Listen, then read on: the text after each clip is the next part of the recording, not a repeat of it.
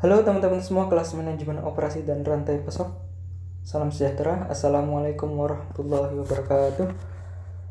Kembali lagi kita bertemu di pembelajaran MORP di minggu 10 yang kali ini bersama saya Tantowi Syamsuddin. Kita akan belajar bersama tentang konsep ataupun teori dan praktiknya, yakni lean supply chain atau rantai pasok yang ramping gitu.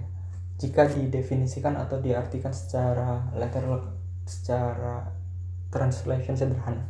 Namun kita akan belajar lebih dari itu. Kita nggak hanya belajar tentang artinya ini, tapi kita akan belajar ini konsepnya, ini aplikasinya, dan ini adalah bagaimana kita bisa mungkin menghitung dan memvisualisasikan melalui banyak tools yang ada di sini. Ini merupakan pertemuan minggu 10 di program S1 Manajemen Departemen Manajemen Fakultas Ekonomi dan Bisnis Universitas Airlangga. Seluruh konten dari paparan atau video pembelajaran ini bisa teman-teman temukan dalam buku yang sudah teman-teman pegang semua, yakni bukunya Robert Kiss, Operation and Supply Chain Management McGraw-Hill 2018 di chapter 14. Namun sebagaimana kita turunkan dari pembelajaran dari rencana pembelajaran semester maupun kontrak kuliah, kita akan belajar tentang 3 hal di sini. Ini ada 3 garis besar dari pembelajaran video kali ini, yakni lean production, lean supply chain processes, and value stream mapping. Oke, sambil melihat video pembelajaran ini silahkan juga dibuka bukunya dan dibuka juga kontrak kuliahnya sehingga kita bisa selaras antara apa yang sedang kita tonton dan juga konsep-konsep yang sudah teman-teman baca atau sedang baca atau akan teman-teman belajar bersama di sini. Termasuk nanti ketika ada koreksi ataupun pertanyaan apapun silahkan dicatat dan kita akan bisa mendiskusikannya melalui menu aula. Oke. Nah, ada beberapa basic konsep yang diperkenalkan oleh Jacob Kiss melalui pengantar di chapter 14 awal-awal ini. 3 hal penting yang teman-teman harus pahami untuk memahami chapter ini adalah pertama, lean production, customer value, dan waste. Apa itu lean production? Lean production didefinisikan sebagai integrated activities designed to achieve high volume, high quality production using minimal inventories of raw materials, work in process, and finished goods. Jadi ini merupakan aktivitas terintegrasi yang didesain untuk mencapai output yang sangat tinggi dengan kualitas yang sangat yang tinggi pula dalam proses produksi dengan menggunakan, ini kuncinya, minimal inventories dari bahan mentah, bahan setengah jadi maupun bahan jadi. Jadi lean production ini bisa ditarik. Keyword yang paling mendasar adalah minimal inventories karena dia meminimalkan apa? Nanti kita bisa bahas. Dan ya udah kita bahas sekarang. Mohon maaf. Jadi dia akan meminimalkan apa?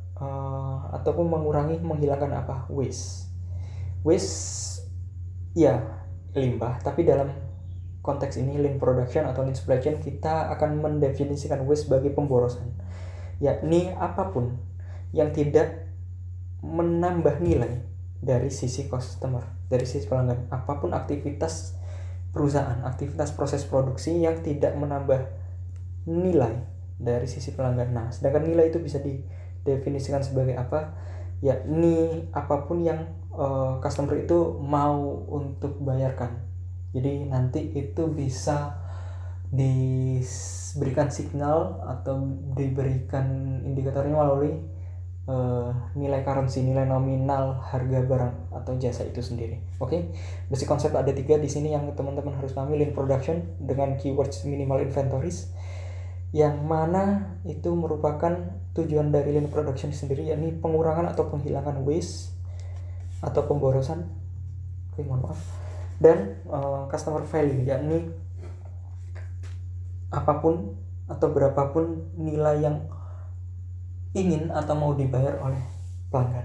Oke, itu konsep-konsep dasar yang diperkenalkan oleh Jacob Kiss di chapter 14 bagian awal. Silahkan dibuka juga. Nah, pada dasarnya lean supply chain atau lean production ini bisa aplikasikan ke manapun. Manufacturing bisa, service business bisa, non-profit organization pun bisa. Tapi ada beberapa hal yang membuat ini berbeda antara production di manufacturing proses dan production di service business atau service. Apa yang membuat ini berbeda? Jadi ada ketidakpastian dan variasi di sini. Yang membuat ketidakpastian ada dua. Ya, ini yang pertama adalah ketidakpastian durasi atau waktu aktivitas dalam service bisnis. Teman-teman bisa memberikan ilustrasi apapun di sini dari skala kecil mulai kayak barbershop atau salon gitu ya. Belum tentu satu orang itu bisa dilayani 5 menit sama. Bisa jadi 7 menit, bisa jadi 10 menit. Jadi ada uncertainty di situ. Yang itu sangat berbeda dengan proses produksi di manufacturing. Yang mana kalau produksi ini hampir pasti waktunya sekian. Meskipun sebenarnya kita bisa memprediksi juga gitu.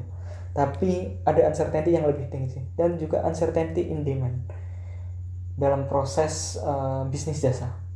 Kita nggak benar-benar tahu, meskipun juga bisa diprediksi. Ataupun mungkin variasinya bisa lebih tinggi dari manufacturing demand. Bahwa di hari ini, minggu ini, bulan ini, atau tahun ini berapa sih demand dari service bisnis ini. Nah, terakhir yang membuat ini sangat berbeda adalah di manufacturing, kita tidak menemukan peran pelanggan atau konsumen dalam proses produksi. Barang selesai diproduksi, dikirim, didistribusikan sampai ke tangan konsumen, selesai. Tidak ada proses di mana konsumen ikut serta. Tapi ketika di service bisnis, kayak tadi kita contohkan adalah skala kecil, bisa jadi kayak barbershop atau nyalon gitu ya, salon gitu ya. Ada peran konsumen di situ yang ikut serta dalam proses bisnisnya. Tanpa ada konsumen, nggak ada itu service bisnis. Begitu juga dengan skala yang lebih besar. Contoh jasa penerbangan gitu, industri penerbangan.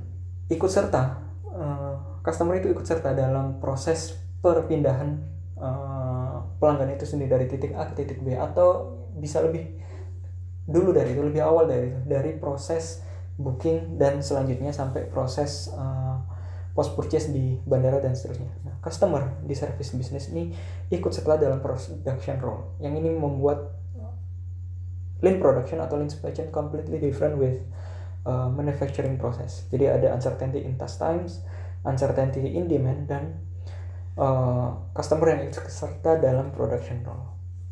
Nah, konsep lean supply chain, lean production ini merupakan konsep yang diperkenalkan oleh Toyota melalui the Toyota Way, yang sebenarnya itu juga bisa di trace back lebih jauh lagi dalam aplikasi-aplikasi atau teori-teori manufacturing dari Henry Ford melalui pabrikan Fordnya.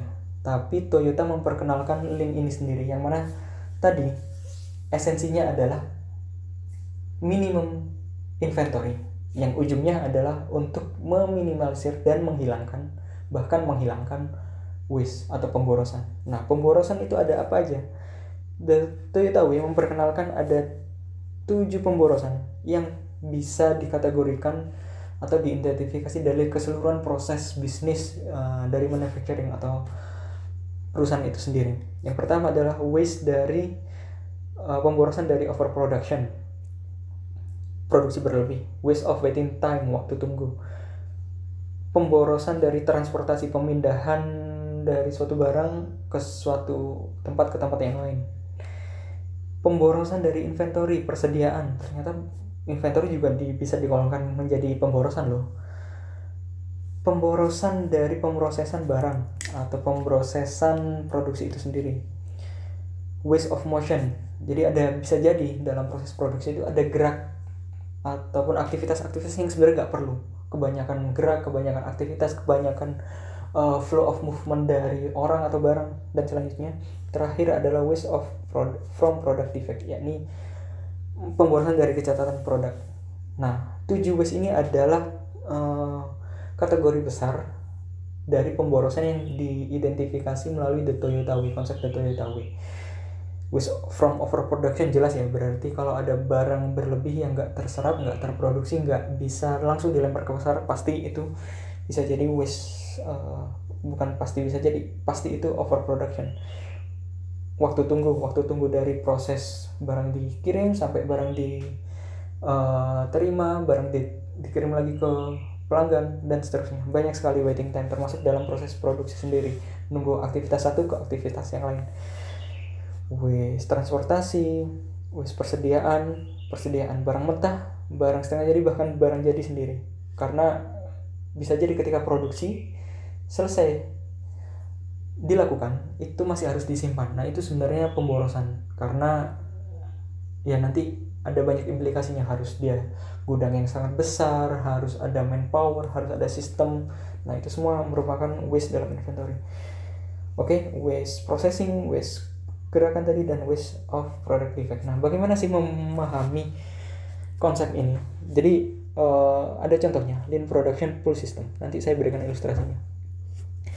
Jadi bisa jadi ini adalah core manufacturing-nya di sini. Ini pelanggan. Oke, kita contohkan Toyota gitu ya. Toyota itu punya banyak vendor di sini.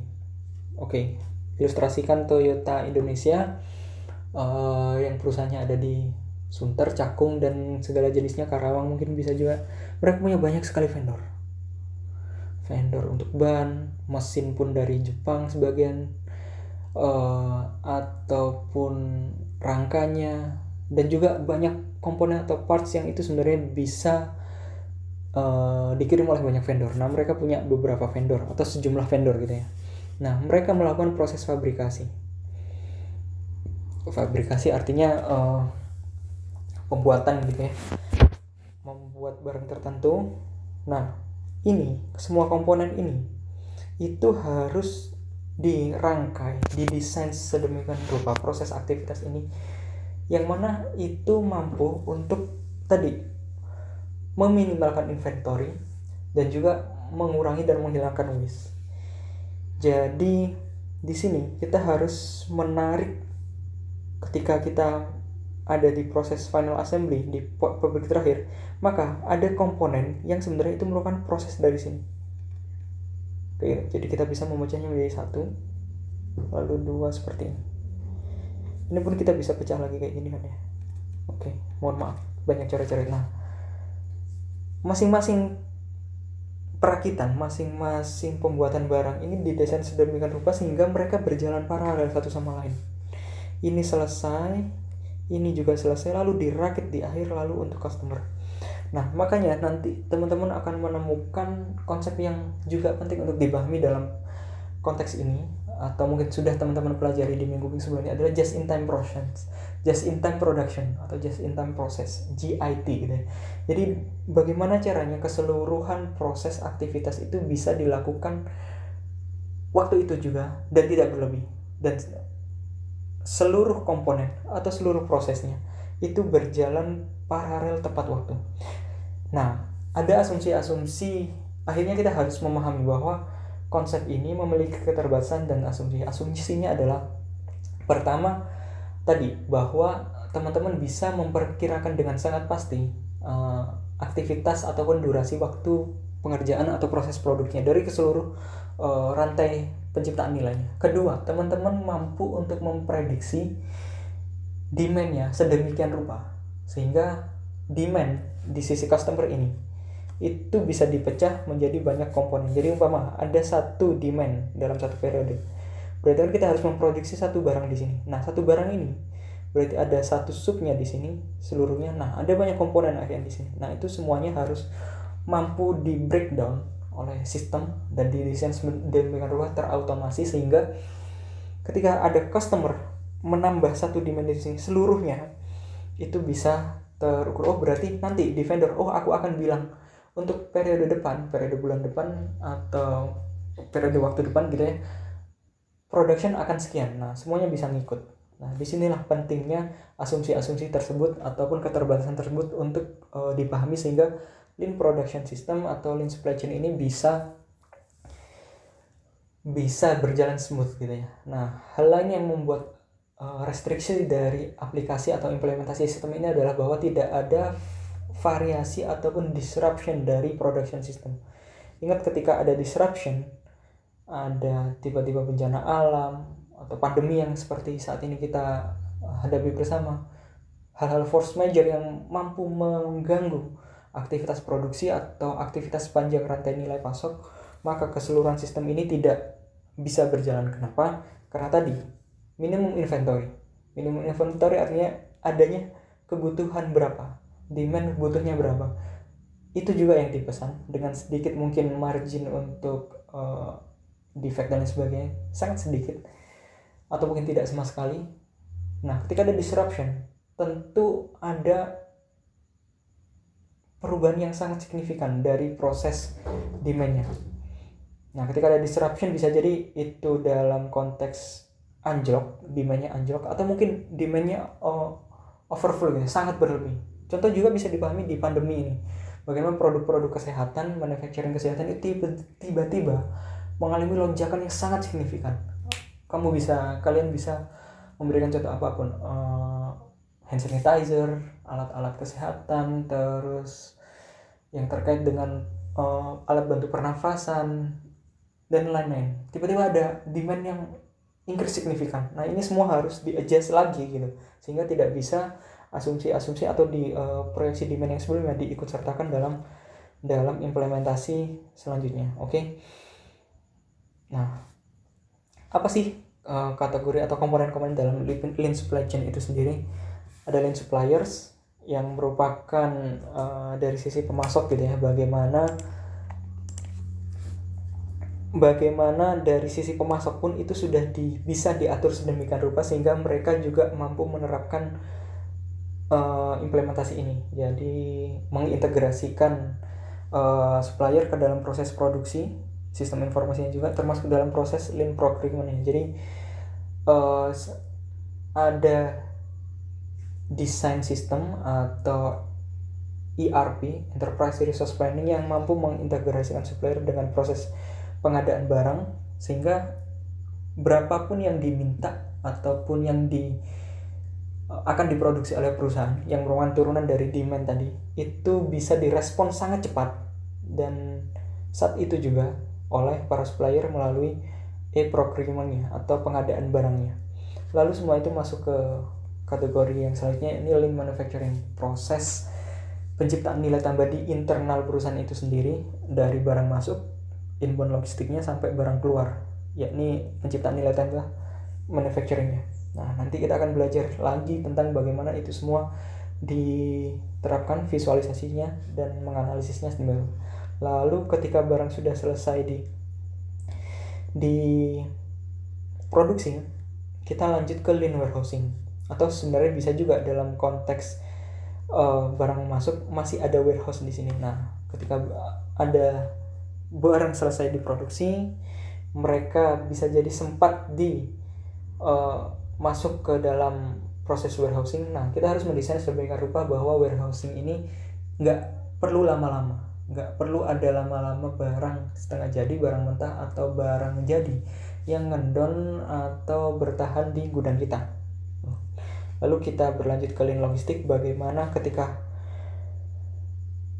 kita selesai dengan warehousing tadi, kita mendesain bahwa per gudangnya bisa didesain sedemikian rupa ramping, ringkas, dan singkat waktunya. Lalu kita masuk ke pengirimannya sampai ke customer. Barang selesai diproduksi di sini, dikategorisasikan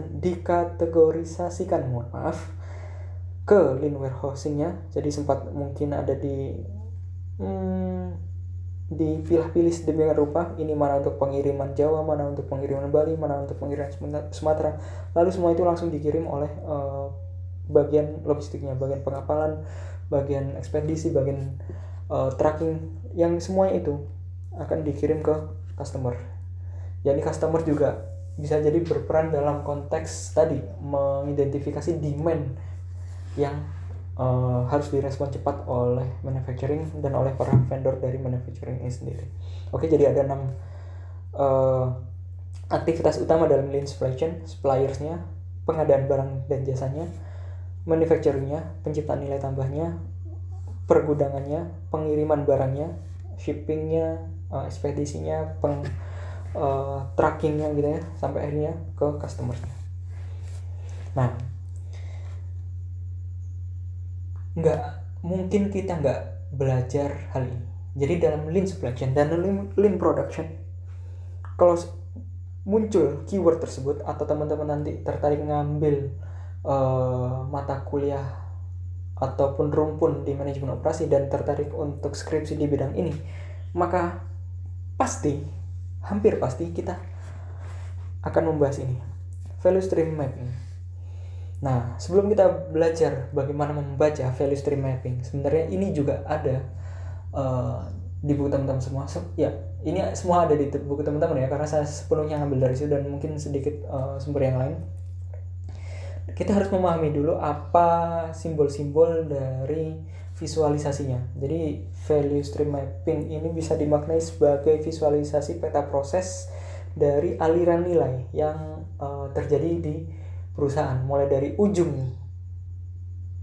barang atau barang datang dari vendor sampai nanti ujung barang dikirim ke pelanggan.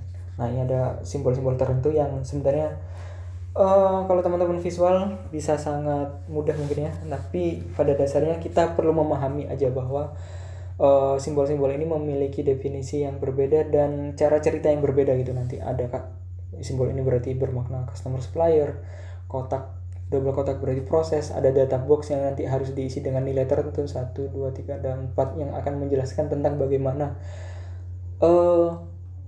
ukuran-ukuran tertentu dalam proses produksi.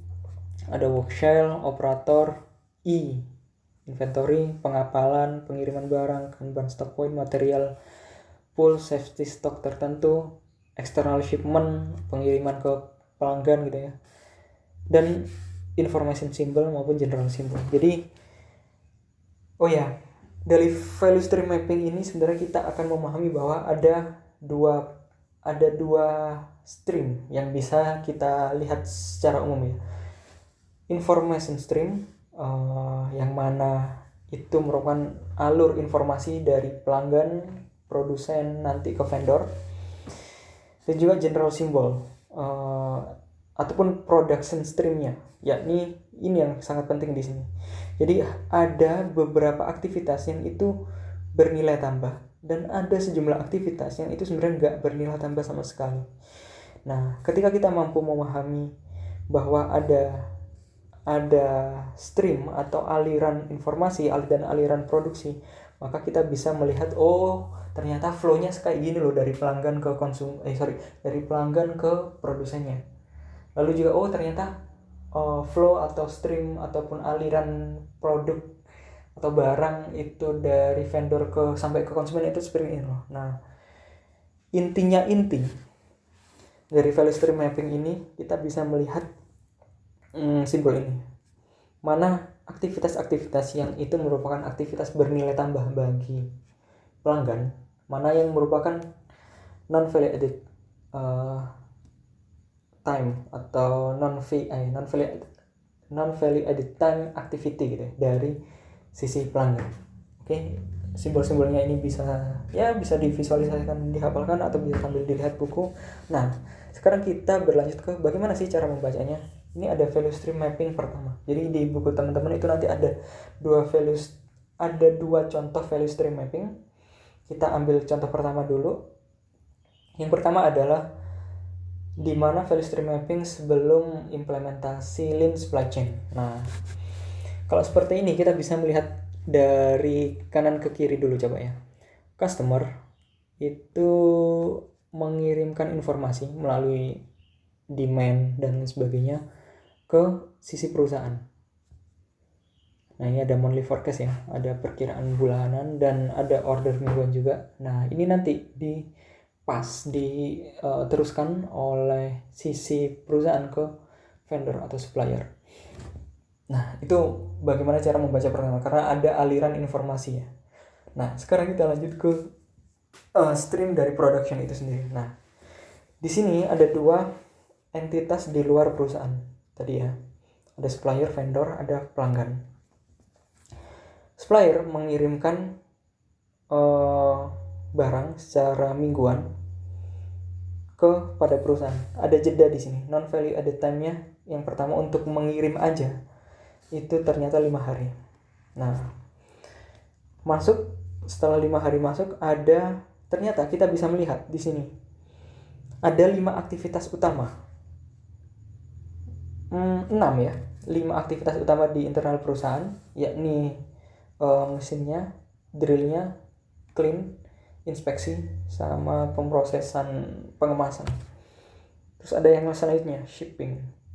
Nah, setelah memahami tadi aliran informasinya di sini, terus sekarang kita belajar tentang cara membaca aliran produksinya. Nah, ternyata ada untuk barang masuk aja itu ada non value added time selama 5 hari untuk nunggu. Nah, ternyata kalau kita lihat di sini ada 5 aktivitas. Ini 1 2 3 4 5 aktivitas utama dari penciptaan nilai di organisasi. Kita bisa menjumlah loh. Sebenarnya total nilai tambah yang ataupun total value added time yang diproses oleh perusahaan itu berarti sebenarnya cuma segini. Nah, ini value added time-nya. Waktu di mana terjadi penciptaan nilai tambah. Ternyata kalau kita jumlah semua berapa?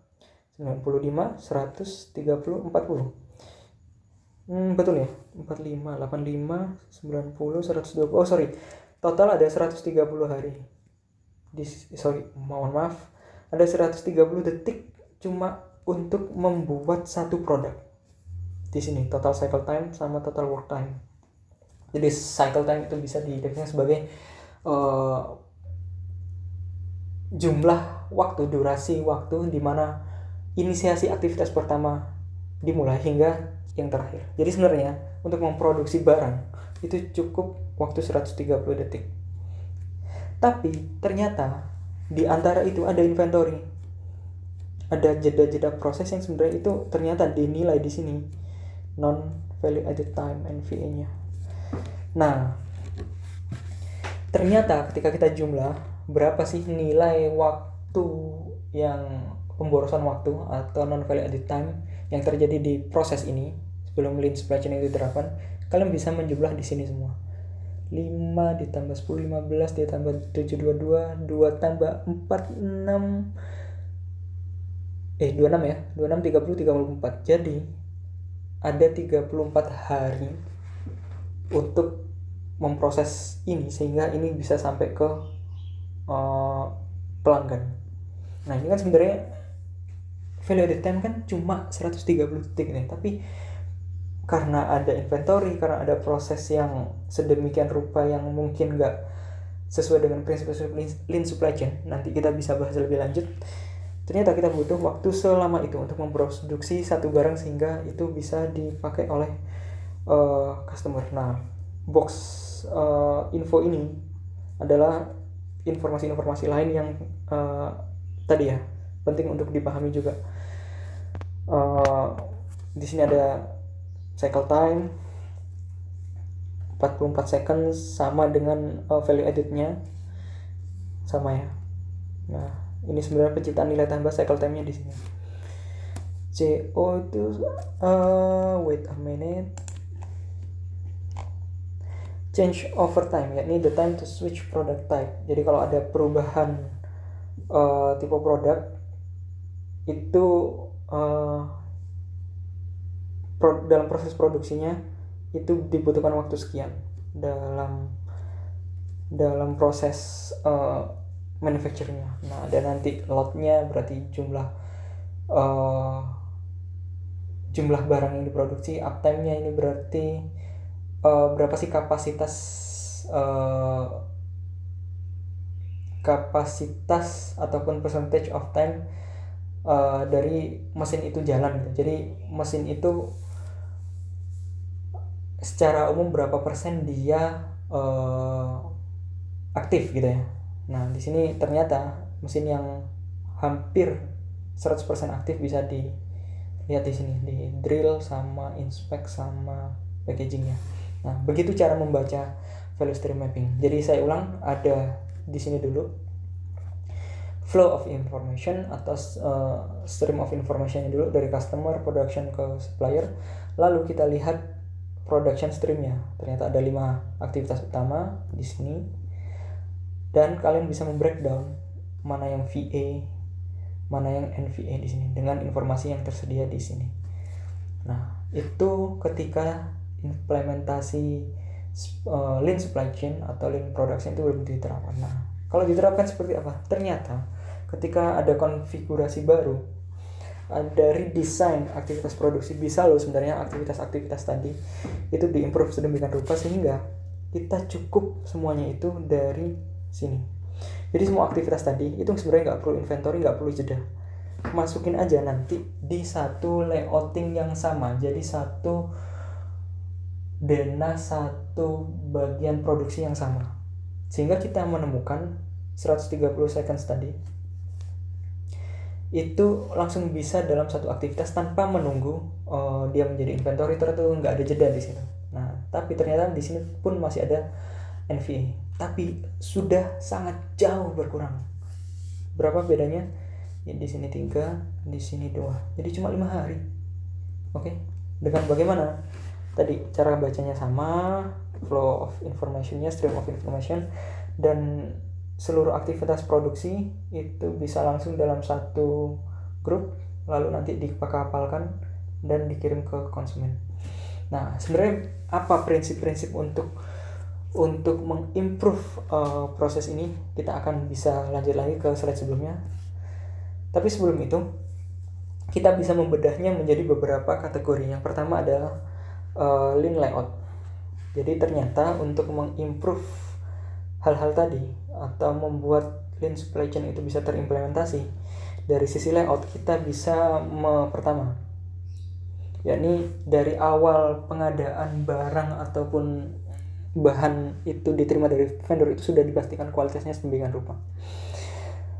Lalu ada grup teknologi. Nah, tadi bedanya adalah kayak tadi ya. Nah, di sini ini kan 5, ada 5 aktivitas yang kayak seri gitu loh. Nah, ini cuma ada satu aktivitas yang ternyata itu merupakan aktivitas yang sudah dikategorikan ataupun dikelompokkan menjadi satu kelompok aktivitas utama. Jadi dari tadi ada apa tadi? Produksi mesin sampai packaging itu bisa dilakukan dalam satu proses ini. Kayak gitu. Ini visualisasi aja untuk contoh yang lain. Daripada kita membuat ini sebagai satu rangkaian seri gitu ya. Satu lanjut ke sini, lanjut ke sini, lanjut ke sini kayak gitu. Jadi itu bisa di grup teknologi ini, konsep grup teknologi ini bisa diterapkan ya, yang merupakan kategorisasi dari lean layout dalam prinsip-prinsip lean supply chain design. Nah, ada lagi GIT production, yang mana sebagaimana yang saya sampaikan di awal tadi bahwa ini merupakan proses produksi just in time. Butuhnya berapa saat itu juga ada dan gak lebih dari itu. Oke. Butuhnya berapa, saya ulang, GIT production butuhnya berapa untuk diproduksi, tersedia saat itu juga dan tidak lebih dari itu. Oke. Nah, sebenarnya kenapa sih sebelum kita lanjut ke prinsip lain, kenapa sih inventory itu bisa berdampak buruk gitu ya bagi perusahaan? Karena sebenarnya inventory itu menutupi banyak hal atau banyak permasalahan atau merupakan fenomena gunung es dari apa yang terjadi di proses produksi perusahaan. Kalau kamu punya inventory di perusahaanmu atau bukan punya inventorymu berlebih atau banyak inventory atau inventorymu ada sedemikian jumlahnya, nggak menerapkan prinsip just in time inventory, just in time production, lean warehousing, lean procurement dan lean supplier dan lain sebagainya, itu sebenarnya inventory itu membuat sebuah permasalahan itu dianggap tidak ada, tapi sebenarnya ada. Apa masalah-masalahnya? Barang cacat, barang buruk ya, mesin downtime atau mesin yang gagal beroperasi ataupun harus diistirahatkan sedemikian rupa, vendor yang nggak becus gitu ya, perubahan order dan lain-lain ini. inspection backlog ataupun backlog itu antrian inspeksi, antrian administrasi gitu ya. Termasuk juga antrian untuk order entry dan antrian untuk pengambilan keputusan tertentu. Jadi ketika ada inventory, masalah-masalah ini sebenarnya ada gitu. Nah, untuk menghilangkan masalah ini ya bagaimana? Hilangkan inventory atau inventory seminim mungkin, atau terapkan implementasi GIT dari just in time production, just in time process di bagian produksi kalian. Oke. Nah, semuanya ini merupakan productivity problems yang mana muncul ketika teman-teman tidak menerapkan lean production atau lean supply chain dalam proses manufacturingnya. Nah, kita lanjut dulu. Prinsip kedua yaitu lean scheduling. Oke. Ada beberapa caranya di sini, yakni uniform plan loading, Kanban production control system, the number of Kanban needed, itu ada perhitungannya juga nanti. Minimize setup times, yang mana merupakan rekomendasi atau cara-cara yang bisa dilakukan untuk merampingkan lean supply chain dari sisi kategorisasi penjadwalan proses produksi gitu. Nah, hal yang penting di sini adalah tentang Kanban, karena Kanban ini konsep Jepang, the Toyota Way itu sendiri yang dipakai di manapun. Coba bayangin kayak gini loh, kalau umpama teman-teman memulai suatu proses produksi itu kayak teman-teman mampu mengkategorisasikannya dari kayak ini barang yang masih diproses, ini barang yang sedang di package gitu ya, ini barang yang sudah selesai. Nah, ketika menerapkan Kanban sebenarnya yang seperti ini itu merupakan implementasi dari Kanban sendiri. Oh, berapa yang diproses? 100. Berapa yang di packing? 90. Oh, berarti ini masuk batch selanjutnya. Lanjut ke sini, barang tadi di deliver gitu sampai ke tangan konsumen. Singkatnya kayak gitu. Jadi nanti kalau teman-teman, ini kan teman-teman lagi online, coba langsung aja googling Kanban Production Control System atau Kanban Board. Nah, itu salah satu implementasi sederhananya yang bisa kita lakukan di kehidupan sehari-hari. Tapi ini juga bisa melalui integrasi sistem informasi, melalui proses elektronik atau e-Kanban, electronic resource planning-nya gitu ya. Nah, bagaimana membacanya? Nah, ini production control yang mengelola semua ini. Nah, ini bisa dilihat sebagai satu kategori ataupun grup aktivitas yang berbeda gitu ya. Supplier ngirim ke production di proses demikian rupa, lalu dirakit menjadi 3 bagian paralel yang berbeda. Lalu A dan B ini ternyata bisa menjadi perakitan final, semuanya paralel lalu ditambah menjadi barang jadi kayak tadi loh yang saya contohkan menjadi dalam konsep ataupun dalam konteks produksi Toyota gitu ya, yang mana punya vendor banyak dan sedemikian rupa. Ada cerita menarik tentang Toyota ini, yakni suatu waktu Toyota ini dia yang sudah menerapkan GIT dan Lean ini, itu ternyata ada satu bagian, ini saya ilustrasikan gitu ya.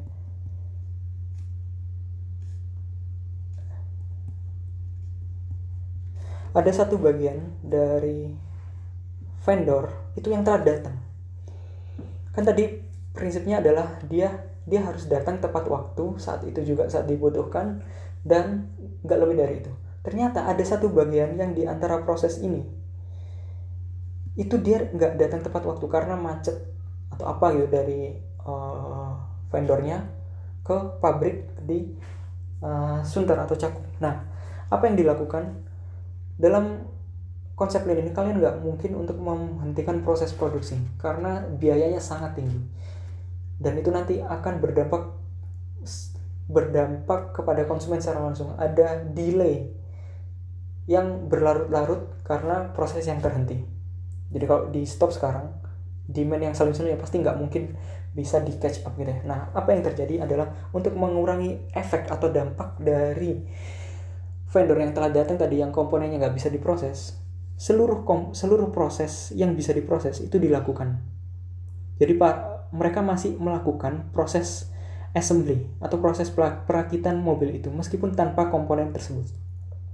Lalu ketika komponen itu datang di sini semua langsung masuk, seluruh barang setengah jadi yang sudah ada, akhirnya ada excess ya, ada inventory di situ, itu dikembalikan lagi ke workstation yang dimana itu masih belum selesai gitu. Jadi daripada mereka menghentikan proses produksi di mana itu cost-nya sangat tinggi, implikasinya sangat banyak, mereka melakukan parallel unfinished production gitu. Jadi yang bisa dilakukan tetap dilakukan ketika barang sudah sampai. Nah, nanti barang setengah jadi itu, mobil yang setengah jadi itu diproses ulang di perakitan khusus di bagian yang dia belum datang. Itu untuk tadi mengurangi ataupun meminimalisir dampak dari disruption tadi. Nah, itulah salah satu contoh kelemahan ataupun keterbatasan dari just in time ataupun sistem lean ini sendiri. Jadi ketika ada satu yang disrupt, seluruh proses itu pasti terganggu sedemikian rupa. Hal yang lain adalah prinsip-prinsip yang lain bisa dikategorisasikan menjadi lean supply chain-nya atau rantai pasoknya. Bagaimana perusahaan bisa membuat plans yang terspesialisasi. Kalau produksi ini khusus di sini, kalau produksi X khusus di sini. Collaboration with suppliers dimulai dari proses forecasting demand itu sendiri. Ada demand berapa, langsung masuk ke database ataupun sistem procurement dari vendor, dan juga membangun rantai pasok yang ramping gitu ya, dari ujung supplier sampai ke pelanggan. Nah, apa sih yang membuat lean supply chain ini berfaedah gitu ya dari sisi inventory dan total cost secara umum? Nah, ketika ini kan tradisional ya, nggak ada implementasi lean supply chain di sini. Ingat bahwa definisi dari holding cost adalah mengikutsertakan seluruh biaya dari penyimpanan dan juga seluruh biaya yang terkait dengan persediaan penyimpanan itu sendiri. Jadi penyimpanan atau barang setengah jadi, barang jadi yang disimpan dalam bentuk inventory itu sebenarnya uang kan, uang yang belum terkonversi menjadi uang karena belum dibeli oleh konsumen. Jadi itu potensial revenue. Nah, holding cost adalah keseluruhan biaya yang terkait dengan inventory tersebut. Dan setup cost bisa didefinisikan sebagai ataupun bisa terdiri dari komponen-komponen biaya gaji yang terkait dengan setup production, dan banyak lagi administrative cost dan supplies cost. Nah, ketika menerapkan Kanban, karena kita nggak holding cost ternyata tetap ya, ini linear, tapi linear gitu ya, tetap dengan sesuai dengan kuantitas barang. Nah, tapi yang membuat berbeda itu nanti adalah karena kita tidak memiliki setup cost yang sangat tinggi. Setup cost ini ternyata mampu menurunkan total biaya yang bisa ditimbulkan di perusahaan. Jadi lihat, dia berbanding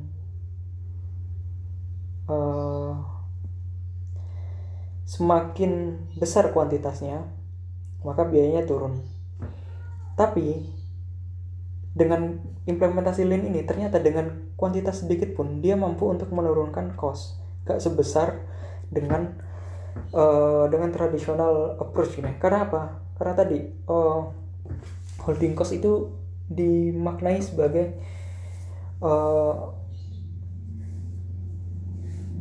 saya salah baca. Jadi setup cost ya. Jadi setup cost dimaknai sebagai keseluruhan biaya yang timbul dari proses produksinya, administratifnya, dan juga supply-nya.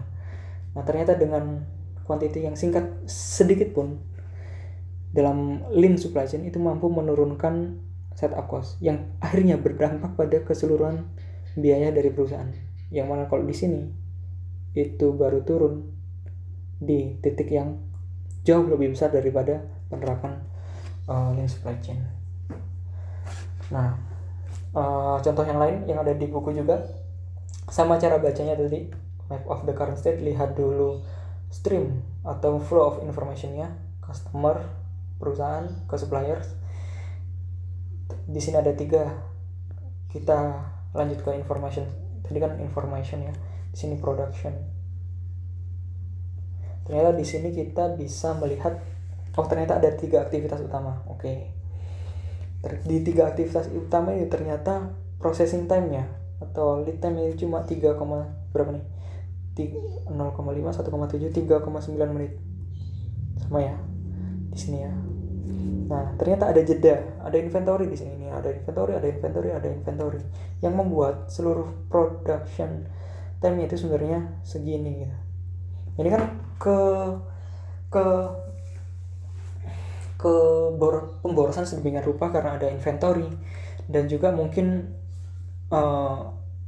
perusahaan tidak mampu untuk mendesain proses produksi yang bisa dikategorisasikan dalam satu pengelompokan produksi tertentu.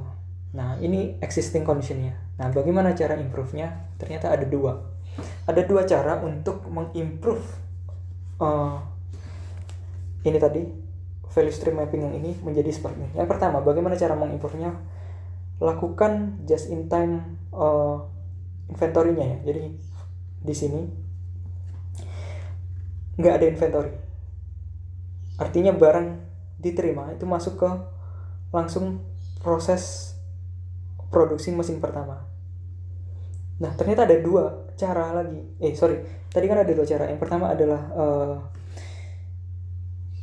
nggak ada inventory, peniadaan inventory tadi.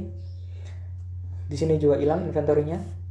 Lalu ternyata mesin 1 dan mesin 2 ini dikombinasikan sedemikian rupa sehingga itu menjadi satu kesatuan, group of technology tadi ya. Jadi dari value stream mapping seperti ini ternyata kita bisa mengimprove value streamnya menjadi lebih baik dengan proses time yang sama, namun production lead yang jauh lebih singkat, hanya terjadi 1/4 hari untuk memproduksi keseluruhan hingga customer menerima barangnya dengan 2 cara, yakni meniadakan inventory dan mengintegrasikan 2 proses produksi, 2 aktivitas produksi menjadi satu group of technology. Jadi mesin 1, mesin 2 dikelompokkan menjadi satu aktivitas ataupun satu sel produksi gitu. Sehingga keseluruhan improvement yang terjadi adalah production hanya menjadi 1/4 hari dari yang mulanya berapa tadi? 4,5 hari. Contoh-contoh ini bisa teman-teman temukan di buku, tapi secara umum itu adalah konsep-konsep mendasar dari lean supply chain, dan teman-teman sudah mempelajari bagaimana kita mampu membaca value stream map, yang mana kalau ngomongin lean supply chain itu pasti bisa divisualisasikan atau dianalisis melalui value stream mapping, yakni bagaimana pemetaan nilai, arus aliran nilai terjadi di suatu perusahaan hingga barang itu sampai di tangan konsumen. Silakan jika ada pertanyaan ataupun konsep yang mungkin perlu diperjelas, kita bisa diskusi melalui forum. Untuk kali ini teman-teman bisa mengetes, bisa mereview seberapa teman-teman memahami konsep-konsep yang sudah ada di video pembelajaran ini melalui kuis yang sudah tersedia juga di aula. Oke, setelah mengakses video pembelajaran ini, lihat durasi waktu ataupun kapan kuisnya dibuka aksesnya, lalu jawab pertanyaan-pertanyaan yang ada di aula tersebut, kuis tersebut, yang merupakan uji kemampuan atau uji review dari apa yang sudah teman-teman mampu serap dari video pembelajaran ini. Oke, semoga bermanfaat apa yang saya sampaikan, dan jangan lupa untuk mengisi kuis dan mengikuti kuis yang ada di aula. Oke, terima kasih. Semoga sehat selalu. Wassalamualaikum warahmatullahi wabarakatuh.